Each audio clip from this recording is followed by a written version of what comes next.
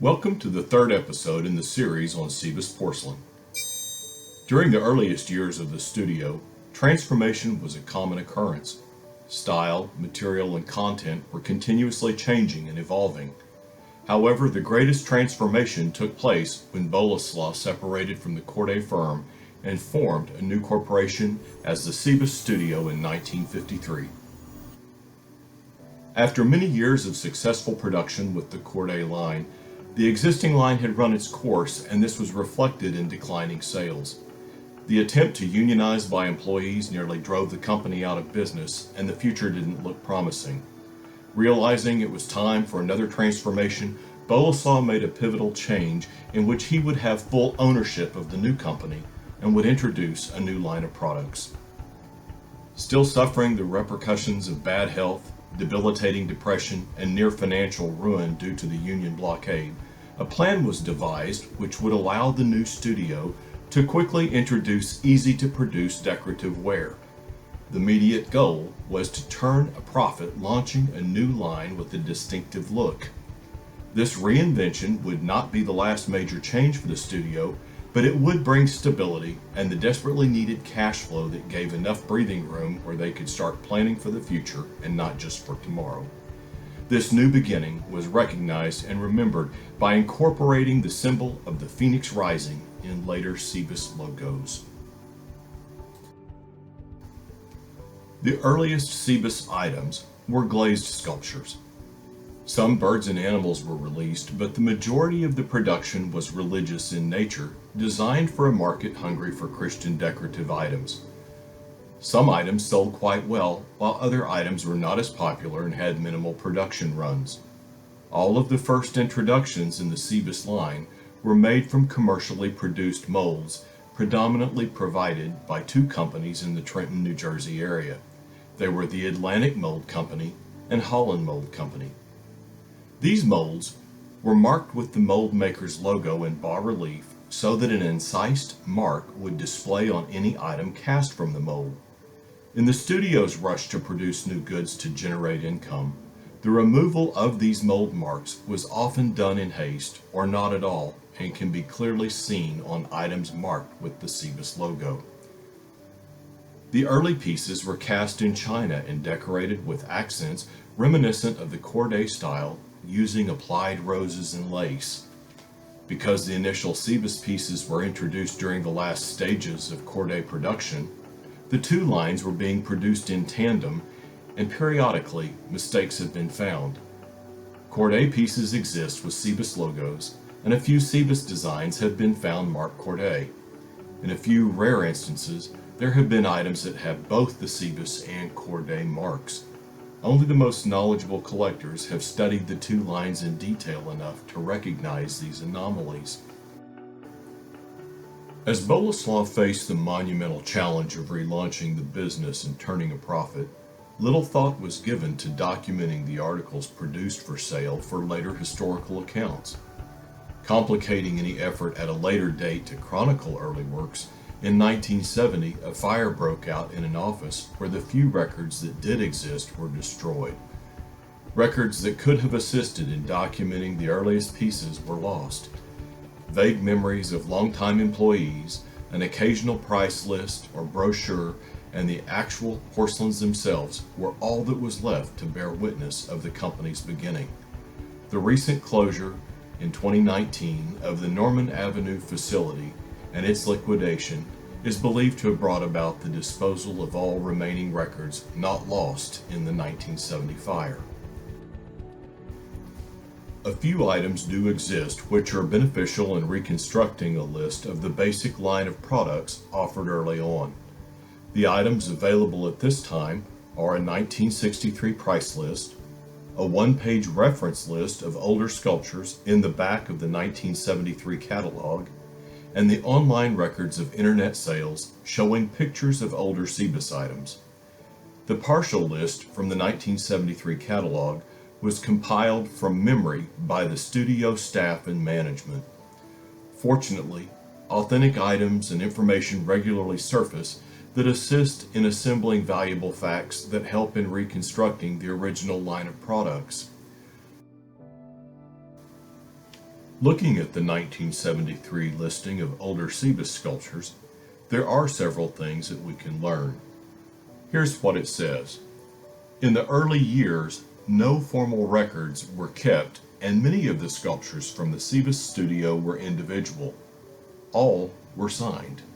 While it is difficult at this late date to list each porcelain released by the studio, verified Cybis sculptures are as follows. From this one page, we can understand that the studio admits records were not kept early on. The studio states all pieces were signed.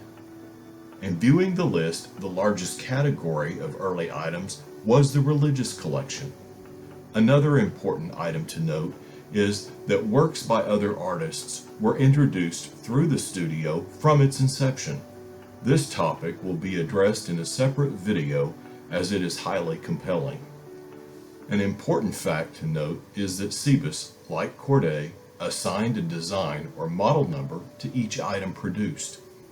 This was an internal number that was used in the production process as well as for sales, ordering, and shipping purposes. In the beginning, the design numbers were written, usually in pencil, on the underside of each piece. The earliest pieces were all 3-digit numbers, with the first number designating the collection to which the piece was assigned. For instance, the 200 series was assigned to the religious collection. The 300 series was reserved for birds. The 400 series was assigned for people, and so on. Generally, the numbers appear to have been assigned in order as new items were created and prepared for release. Once the 200 series was exhausted, the studio simply added a 0 and began with the number 2000.